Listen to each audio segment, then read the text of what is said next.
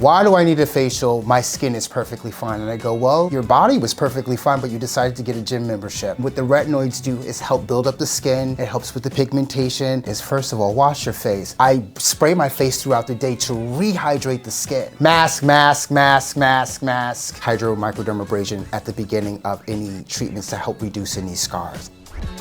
Hi, I'm Lashelle Ullie, men's skin health expert and located in Beverly Hills, California. And today, we're gonna talk about the top 10 questions that men ask estheticians about the treatment room. Okay, so the question number 1. How is men's skin different from women's, and does it require special care? So men's skin tend to be 26% thicker than women, and we do produce more oils. And the collagen wall tends to last a little bit longer, and we show the signs of aging a little bit slower than women. And do they need different treatments? Of course they need different treatments. You can do a little bit more invasive treatments on men at the beginning if you stay within your scope of practice and you understand who your client is. So one of my favorite treatments when I first started working was when I first started doing men was a sort of microchanneling. And I would use that to sort of not only open the pores, but to create the wound so that I can insert like superficial peels or really deep enzymes, just so that I can deeply penetrate the products. But what I've noticed, even on first contact for my first client, after them never having a treatment before, I noticed that I can get a little bit more deeper with some of their skin treatments in the procedure room, and using more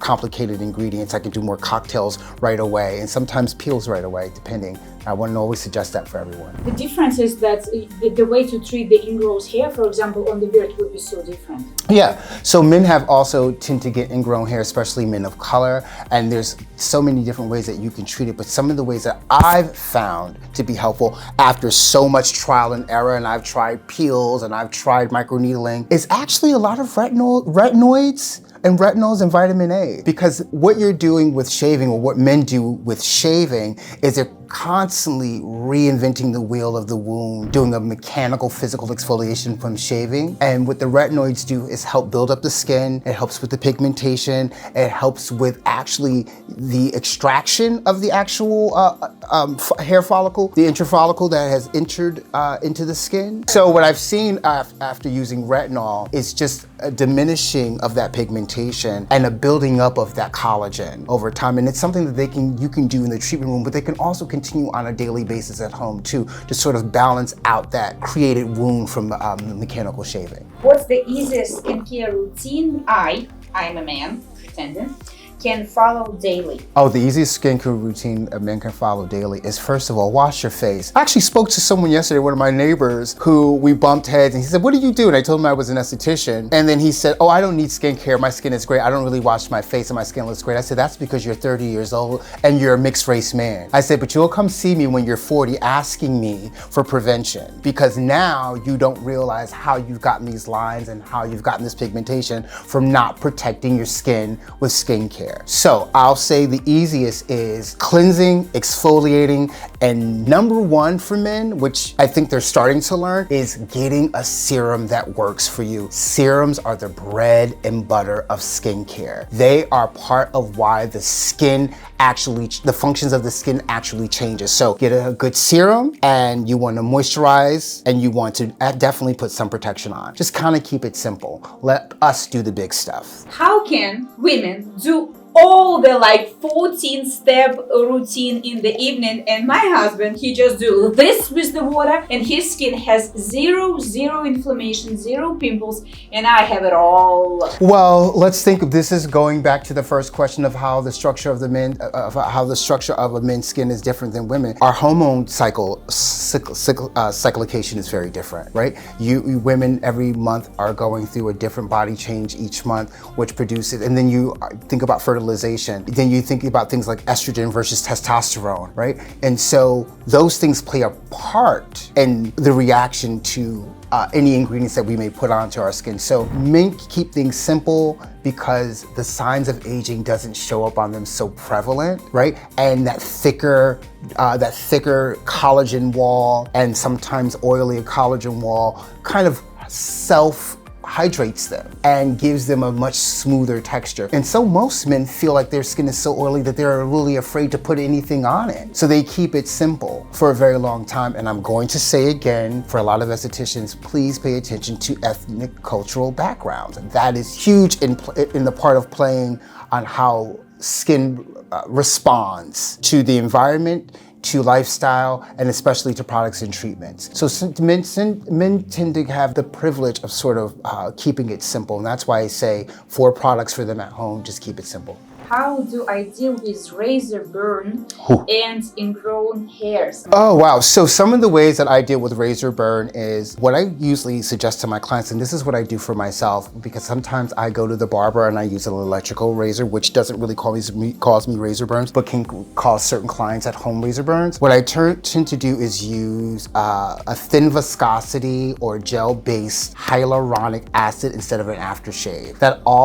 Hyaluronic is great for calming the skin and reducing inflammation, as well as collagen boosting, which is great because now you exfoliate it and then you can put that back into the skin. And what that does is that can reduce a lot of the inflammation and really kind of reduce and minimize some of the effects of the razor burn. Another thing that you can do, also gel-based, is a botanical gels that has a lot of vitamins that also can have a little bit of hyaluronic in it as well, hyaluronic acid, vitamin C. There's so many different versions of botanical-based gel that you can intermix with your moisturizers that can help reduce that. Also, if you really want to reduce razor burn, I would always suggest before shaving to use a pre-shave oil, right? To use a pre-shave oil on the skin. I like to use my cleansers that foam up or gel up on the skin, and then I go very slowly with it, in the direction the way the hair grows. On certain ends the opposite, but the key is to shave slowly and gradually. A lot of men, because they are rushing out of the day, they tend to shave so quickly and they're not really paying attention to the grain and where the hair grows. And so they're causing a wound already mechanically by shaving, but they're also just traumatizing the skin because sometimes they're going over the same part twice. So I would tell them to really be mindful of how they shave, try to slow it down a little bit, protect your skin barrier with a pre-shave oil, use a gentle foaming cleanser or a gentle gel-based cleanser versus a shaving foam. And I think that you can reduce that. So razor bumps is something obviously that can slightly be prevented with the first part that I just mentioned, but some people are just prone to having them. The darker your skin is, the thicker that collagen wall is, that melanin is. Blacker men tend to just have razor bumps. Our hair is curly, so you'll get that interfollicular hair shaft that goes right into the skin that causes folliculitis. And so it's something that they cannot control. But I'll go back to what I said in the first question. I would always bring in retinol, retinoids, and I would definitely see your esthetician about what's the proper one that works for them to sort of reduce that so that you can be able to go into that interfollicular bump and then get that hair pulled out. Definitely see an esthetician to help you extract those things out properly and to use the proper skincare so that it can reduce some of the inflammation afterward. What's the best treatment for acne scars or uneven skin tone? The treatments that have worked for me, that I've found to be most results driven, is when I use hydromicrodermabrasion at the beginning of any treatments to help reduce any scars. That's always going, and what I love about it is that by putting on, say, one of our Zemits solutions, one of my favorite ones is HydroClear, which actually has a little bit of lactic acid in it, which brightens the skin. So that's gonna help with the depigmentation of any scarring at the ready. But it also gives the skin a nice barrier and a slip so that not only is the diamond not being abrasive on the skin, which can reinforce pigmentation, especially on certain skin types with drier microdermabrasion, it also allows that product to penetrate more in. And then you can always back it up with, I always sometimes, depending on the client and how deep that pigmentation is, I can do a second exfoliation using a gentler enzyme that sort of supports that lactic acid that we use in our HydroClear. This is some of the things that I do to start the acne treatment. Why do I need a facial? My skin is perfectly fine. And I go, well, your body was perfectly fine, but you decided to get a gym membership and you wanted to improve upon your muscles and improve upon your body. It's the same thing with your skin organ. You know, your organ, your face, your skin. Your skin may be healthy, but it can always be healthier. You want to fortify that skin, build its integrity. How do you do that? You come and get facials, you get a deep cleaning, you use the right products at home. This is how you build up the strength of your skin. Our skin, obviously, obviously is the largest organ of the body, but it's the thing that helps us detoxify waste, and it also pulls in the environment. How do we fortify ourselves from that? Well, you get skin treatments. You do things at home to back yourself up so that your skin now, if God forbid, if you've had an illness or something, your skin becomes compromised, that barrier function is strong. You know, I don't think we should take skincare for granted. A lot of people do, and they don't come see us until it's too little too late. If you want prevention, if you want to understand the functionalities and the structure of how your skin responds, you should definitely get facials to understand what's needed for you.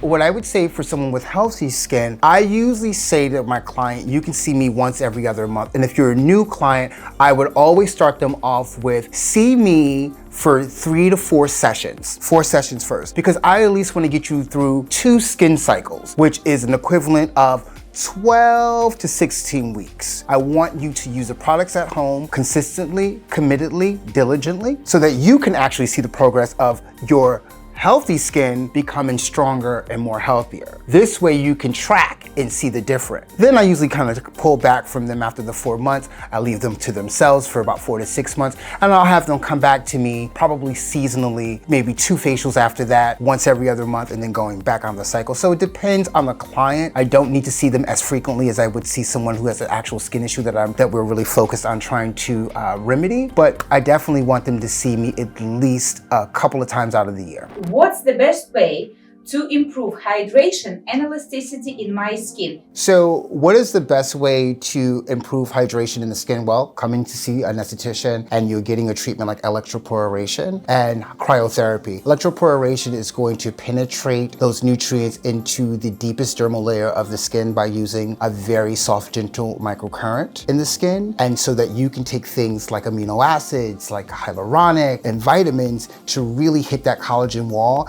and meet where the elastin and the fibroblasts meet, so that your skin is hydrated from the floor up. Also, cryotherapy paired with electroporation, because you could take your gel-based mask, your hyaluronics on top of the skin and sort of infuse that into the skin, really getting it into the pores, locking in that moisture, locking in those pores, bringing firmness to the skin, which really holds that hydration into the skin. How you back that up at home is going home and using those serums that I've talked about earlier and really backing it up. And you know what too? One of the things that I love doing, and I do this all day long, and I always suggest this to men, I love toners. I love my toners. I use it with my skincare, but even if I don't use it, if I miss a day, I spray my face throughout the day to rehydrate the skin, really kind of wake that skin up again. And it kind of, yes, it does, depending on the toner, it can give you a pH balance in the skin, but it does rehydrate the skin. And when you're living in a climate like California, which is a really dry climate, and it pulls all the moisture out, this is another way that you can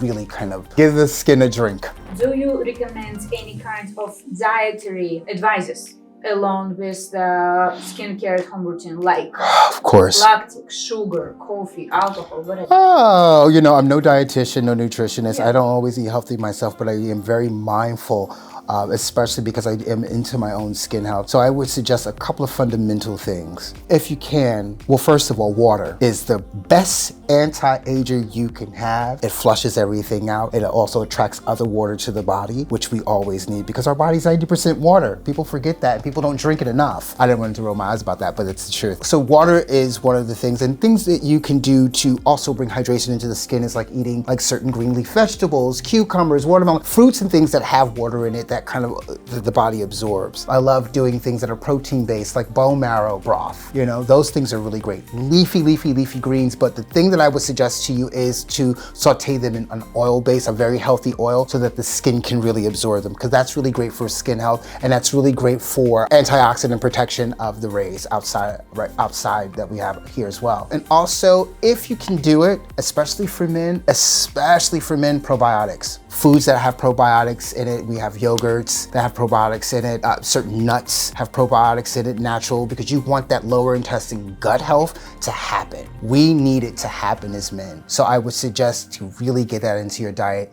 if and when you can. No, actually, I'm not suggesting, I'm telling you, How can I prevent fine lines and wrinkles as I age? Mention microcurrent therapy or radiofrequency treatments, whatever you prefer. Well, I don't know if the word prevent is the greatest word, but you can definitely diminish fine lines, and you can do that just by adding just more nutrients to the collagen wall and hydration. And one of the ways that I do it in the treatment room is using our mesotherapy eye, which is a spatula treatment. So it's really kind of finite, and you can kind of sculpt it around the eye area and into those lines that men have. Because I think that men should have some lines on their face. I think it gives them character, but we want to have the skin looking its healthiest. So if the skin is more dry, then those lines are more prominent, and then the skin in the collagen wall collapses, and then you can see a sagging and discoloration to the skin. Another modality that I use is RF, which is our version of radiofrequency here at Zemits, which is great for collagen induction, but it also helps to firm the skin. So that top layer of the skin right away, you're going to get that beautiful warmness, and we're gliding that gorgeous collagen-based gel on the skin. And what I tend to do is take a hot, warm towel and remove that collagen gel,